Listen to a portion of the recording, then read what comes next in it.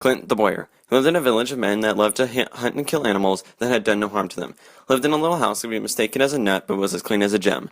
As the Bowyer, he made many bow and arrows out of whatever he could find in his village. One day, though, when he was hunting on his ranch, he realized there was no more spillage of the blood that had been flooded out of the blood of the animals that he had killed there. He realized without animals to test out his new equipment, he would have to leave and disappear, and thought about leaving the pilgrimage and found new materials and land to test new equipment on, and find more animals and a new shop where he wouldn't look so sad and blue from little or no sales. As he walked through town, and everyone knew something was up. They thought long and hard about his decision of what he was going to make in his hub. They all confronted him in his major decision about leaving the village and everything he had good and everything he has, and he had a good comeback. I go where the money takes me. Clint knew he was right in his book. He knew where to go and what type of life he wanted that would help his biz. Clint was a very silent guy that kept to himself and never shared his thoughts with many other people. He had the ability to think what was right and wrong to make his life smoother.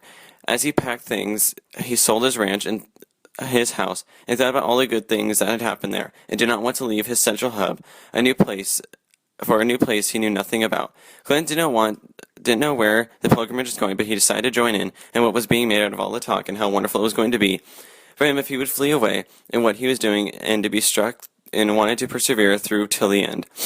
He was nervous about what was going to happen as he met up with everyone at still waiting for a leader to come. Clint didn't talk to anyone because he was very shy and not social. He thought about bailing out, but feared that people of his village would get shot if he came back.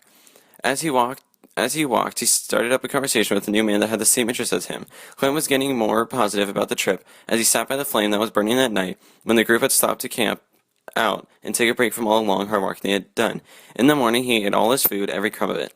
As he walked, he had many thoughts of what to expect about his new land of opportunity that awaited him and where he would live and the type of land he would own and charity that would help benefit his new bow and arrow shop and materials around the land. Clint kept talking to the man that he had started a conversation with before and joined hands in a new awaited friendship that would benefit them through thick and thin. They walked and talked for hours about their lives and the adventures they had been through and what stand they took on religion and their favorite animal to kill or anything, the techniques they used from what they knew about killing the animal or stuffing it to hang it up in their house. They got along so well that they made no other friends and never left each other's side like a mouse and a cat running for a good dinner. The guys never got annoyed of each other or bugged by one another. One night, while they were sitting by the fire at dinner, they had an argument about which type of dirt was better for finding animal tracks. No winner made it hard for them to agree on which side to choose. They were now in a major fight. They were on the verge to kill one another. It scared a lot of people seeing a bat swinging at full speed towards someone to take someone's head off. The two guys thought in their heads about the great plot they were going to make to take them down and embarrass him in front of everyone's face. Clint was not scared because he had much practice at killing things and was not afraid to take down a human being. He got out his bow and arrow and ready to shoot to make sure that his aid was there for medical help with the man that would need the medical help the man was going to need when Clint would lay him out after one hit in the face with either his fist or a bow and arrow that would shoot over 100 miles an hour that would alter his face forever. The group got scared and tried to make them talk out before anything physical happened, and that would make it hard for them to prepare and afford a loss like that. Right before Clint and his friend got into their little war, they were stopped by two old women that wanted them to talk it out and relieve what was making them blue. They decided to agree with what they were saying and decided to talk it out with each other about what was bothering them, to talk about their differences and open each other's eyes on the topic and to not get in a fuss about a silly topic they had come across. They settled their differences and apologized about their foolishness. As they came across a different topic, they realized that they should have never thought about a silly thing as which dirt is better for finding animals. That night, they decided to go out and hunt. They sat in a ditch to hunt their favorite animal, deer. As they waited, they talked quietly together about their lives and which hunting technique they would use for this upcoming kill. They talked about wives because they've never had one and what it would be like to have one in their life full time to talk to, even though Clint was a very shy guy. After this kill, they were going to use a knife to open up the deer and skin it so they could feed it to the group there with the pilgrimage and give them food. Clint had a great idea of having everyone stop and set up a village right here where they could where they would because it'd be perfect for hunting and had great land and materials. He was too shy to shout out and make a plan for the group to follow. With these sources, the town would be a great civilization, and his plan to stay in one spot and find a good land to hunt, kill animals, to hunt, kill, and hunt materials for his shop, except that he had one problem. He would have no good business for a store. He was saddened by this and decided to give up this piece of land and move to a new civilization where he would be benefited more.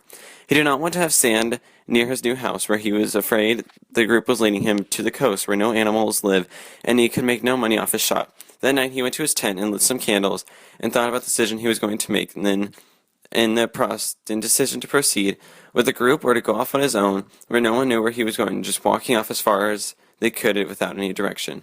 Clint thought about the path he would take, but would risk getting killed or never finding a civilization to live where everyone else would be, and he could find a large path when he went off on his own and find an even greater village where he could set up his shop and sell the cool bows and arrows that he made. Maybe a fair would be in the village, and he could showcase his new technology of weapons and materials that he had been using. He would use it to meet the new people. He stared at the minerals on the ground and thought long and hard about the decision. He looked at his friend cooking and thought about maybe bringing him along too. What was his motive of separating from the group to go off on their own to make more money and be safer? Then Clint thought about the consequences of leaving the group. If he was in trouble or out of Flint, who would be there if something was wrong? His friend couldn't always save Clint in the need for help, and if something really went wrong. Clint didn't want to be put in a grave this way. What if the group was doing the right thing and them two accidentally ended up on the coast, the exact place where he was trying to avoid?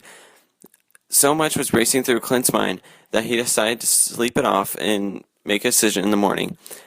He was asleep on a flat rock, which didn't help his mind or body. He thought and thought about going through everything he had planned out in his head. It was breakfast time, where they had a piece of fruit, and while eating, he decided to talk it out with his friend while they walked today to whatever camp was next for them to stop at. His friend was walking like normal and didn't know either where the shore was in relation to their direction when Clint had asked him the same question he thought about last night forever. Clint explained to his friend the good and bad of leaving the group. No doubt, in his mind, he only thought about the good.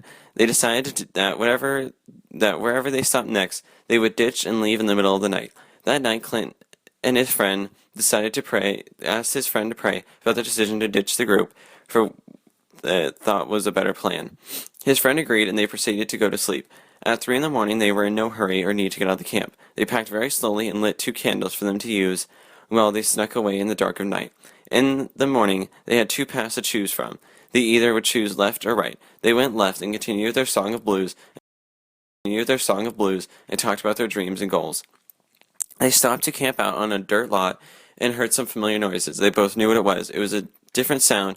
It was absurd to many people unlike them. It was a big buck charging at them at an intense speed. Clint got out his bow and arrow and lined up a shot. His friend had his spear ready.